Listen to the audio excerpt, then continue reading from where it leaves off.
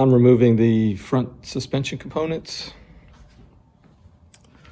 I'll start with removing the sway bar, removing the shock, disconnecting the tie rod end, and then I'll put a spring compressor on that spring and disconnect the upper ball joint to remove the spring. I'm disconnecting the sway bar. There's a bolt connecting the sway bar to the lower control arm, and two bolts holding this bushing and bracket to the frame and that's on both sides.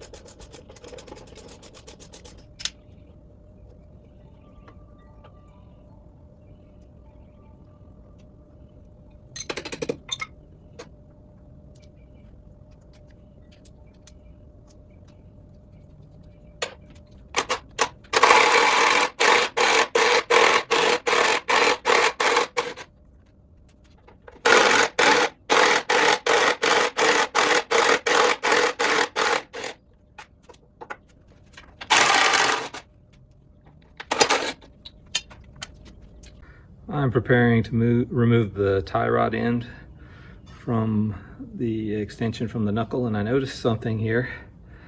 There are two locations for the tie rod end to go into, and the outer one makes the steering quicker.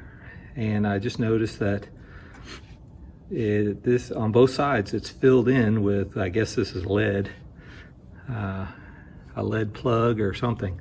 So I was wondering if this was like this from the factory, or if somebody did this. So if anybody knows, please comment.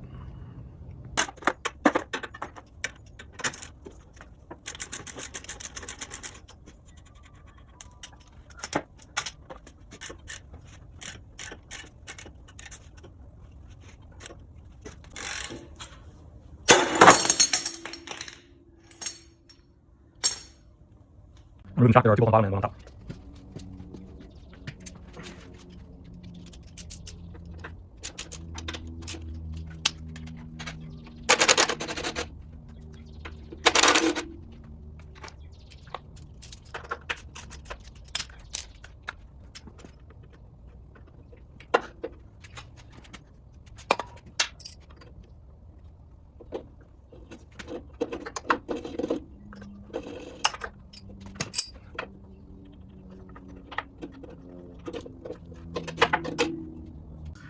Okay, so I have installed a spring compressor and it took a little bit of tension off of the spring.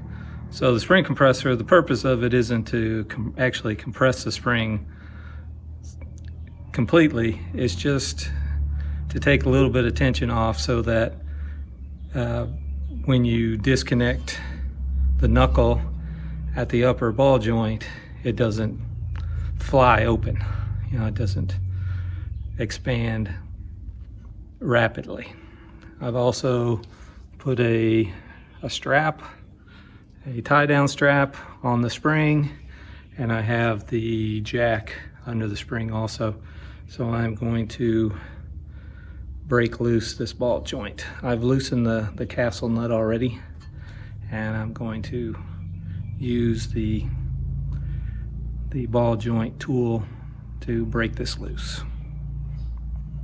So I changed my mind. I'm not going to use the ball joint tool that I have. I'm going to use a regular pickle fork.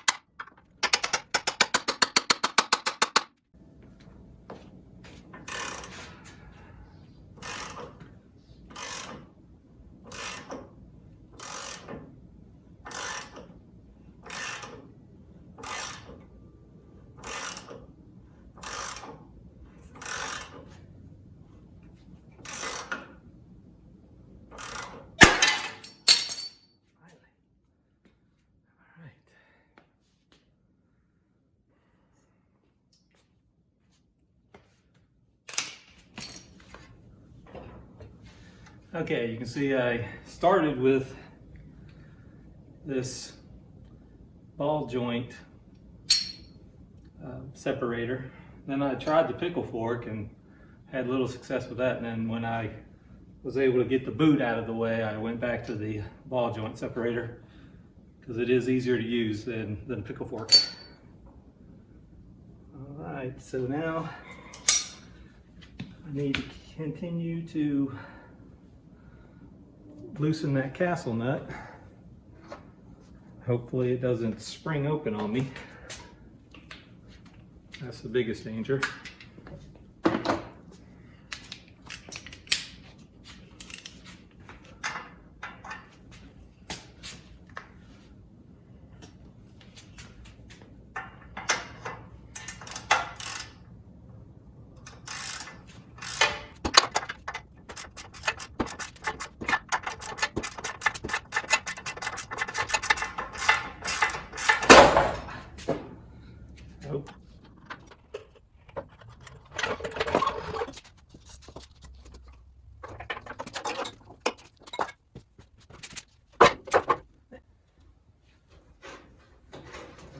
So even with the spring compressor on there, need to be careful with it because they are not completely reliable.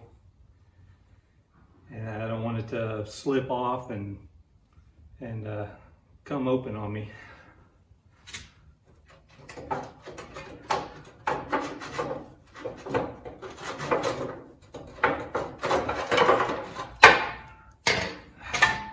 Something else interesting I found, this mouse was stuck in this hole in the frame.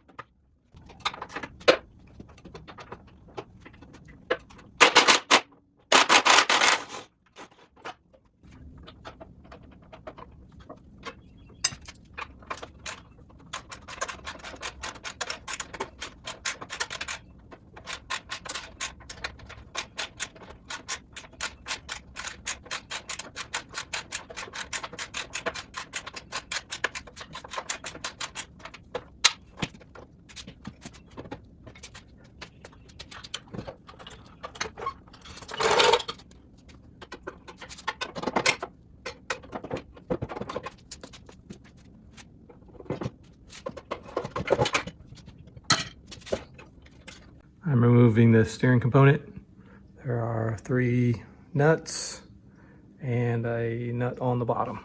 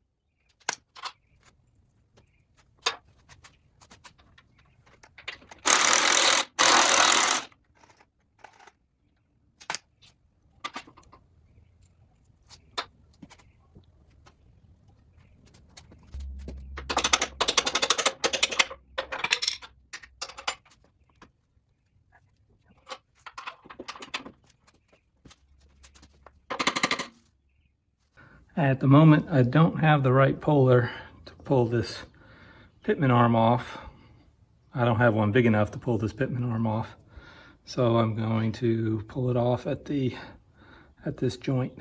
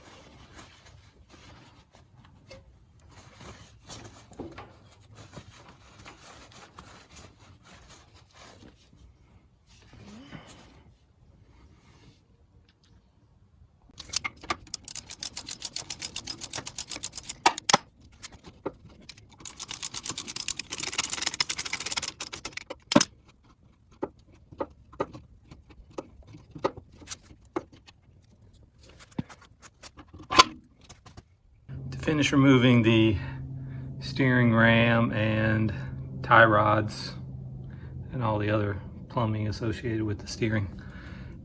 There's 2 bolts here on the passenger side, and there's 2 bolts on the bottom of the frame on the driver's side. And that should do it for the steering.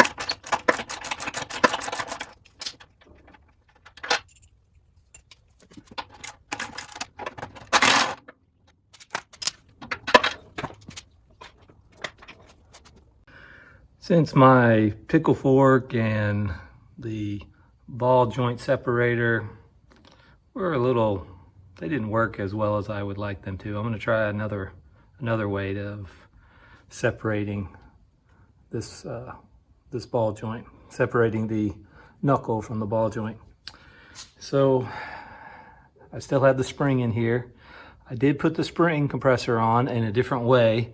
I put it down through the shock hole at the top and screwed it up, but I just put just a teeny bit of pressure on it so that there's still plenty of pressure on the spring. It just won't go, if this broke loose completely, it just won't go flying out of there. And I'll still put a strap on it just to make sure.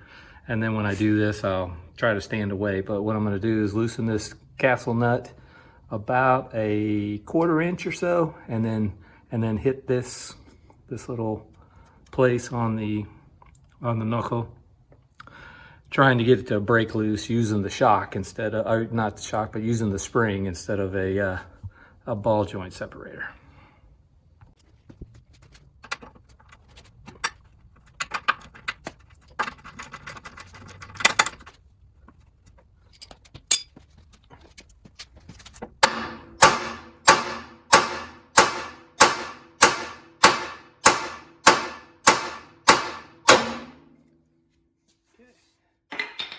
It broke loose.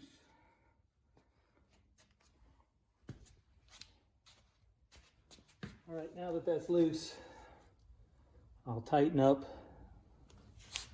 the spring compressor to take more pressure off of this spring, and then I'll finish loosening the castle nut.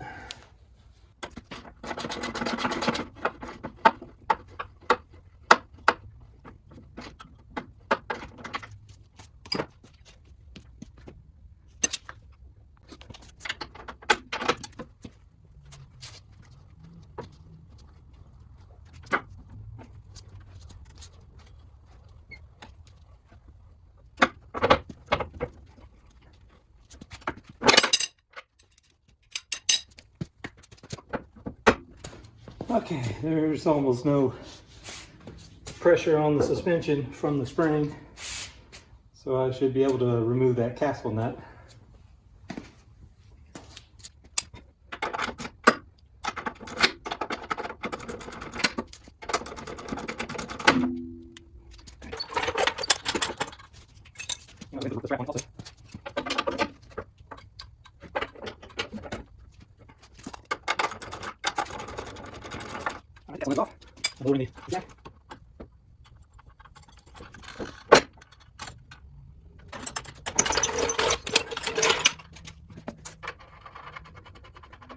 And I'm going to release pressure on the spring tool to come out.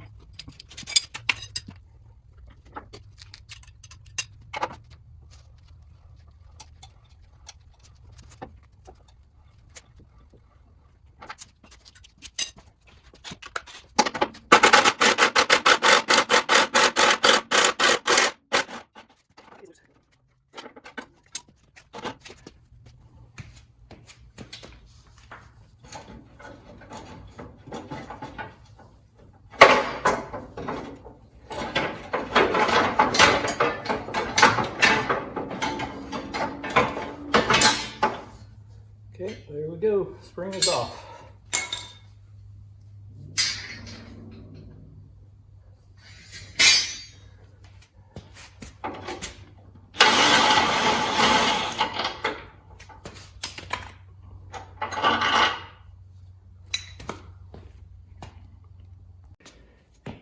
The only thing left is removing the driver's side upper and lower suspension parts. And since I showed that on the passenger side, I'm not going to show that again. So the next shot will be of the frame completely disassembled. I'm attempting to get this cross member off again. As far as I know, there's 2 bolts holding it on, and then some rubber bushings. So, and probably a lot of rust. So I'm gonna try to do it again.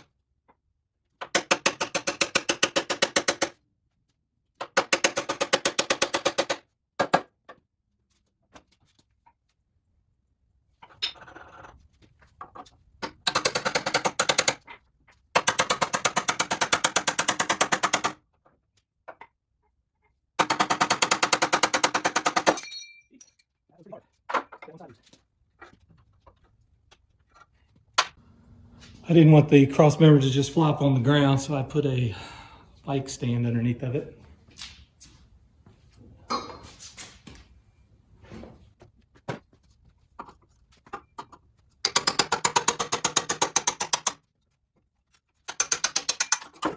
Alright, that's how it came off a lot easier, because I was able to press on the other end with a little leverage.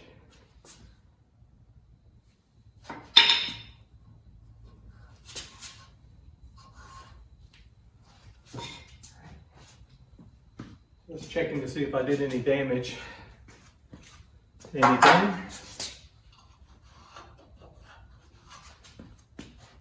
Doesn't look like it, other than the old bushings that were on there. The old rubber bushings are hard anyway and brittle.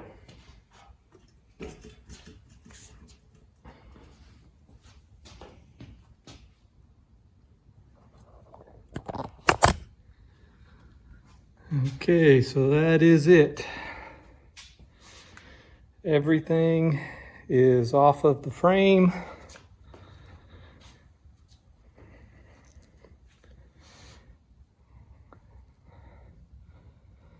And the next thing I need to do is start cleaning the inside and the outside of the frame, getting it ready for some sort of coating. I haven't decided what yet. So I'm definitely going to do some removing a lot of rust on the inside of the frame too, and coat the inside, or do some rust conversion on the inside, and at least prime the inside. I'll probably paint the inside of the frame also, but I haven't decided how I'm going to do that yet. One other thing I wanted to mention was, in a previous video, I talked about this black coating on the frame as being original, but I realized when I took the trailing arm bolts out, one of the bolts was coming out here, and it was coated in whatever this material is, which I'm guessing is undercoating. So this could not be the original frame material. It's just, I suspect it's undercoating. Well, that's it for the frame.